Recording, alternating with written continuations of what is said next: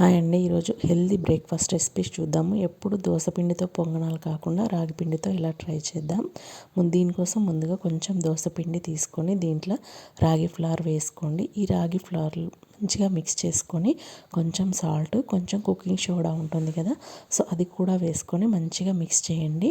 Mix అయిన తర్వాత ఒక 15 to 20 minutes పక్కన పెట్టండి. ఎందుకంటే అది మంచిగా మిక్స్ అవుతుంది, మంచిగా ఫెర్మెంట్ అవుతుంది అనమాట, సోడా వేసాం కదా. సో ఇది మంచిగా ఒక 20 minutes అయిన తర్వాత స్టవ్ పైన పొంగనాల ప్యాన్ ఉంటుంది కదా, సో అది పెట్టుకొని దాంట్లో ఆయిల్ మంచిగా గ్రీస్ చేసుకోండి. ఈ ఆయిల్ మంచిగా గ్రీస్ అయిన తర్వాత మంచిగా హీట్ అయిన తర్వాత ప్యాను ఈ పొంగనాలు వేసేసుకొని మంచి మూత పెట్టుకొని మగ్గిన తర్వాత ఫ్లిప్ చేయండి. జస్ట్ మీడియం ఫ్లేమ్లో కుక్ చేస్తే మంచిగా కుక్ అవుతాయి అన్నమాట. హెల్తీగా ఉంటాయి, చాలా చాలా టేస్టీగా ఉంటాయి. పిల్లలు కూడా ఇష్టంగా తింటారు.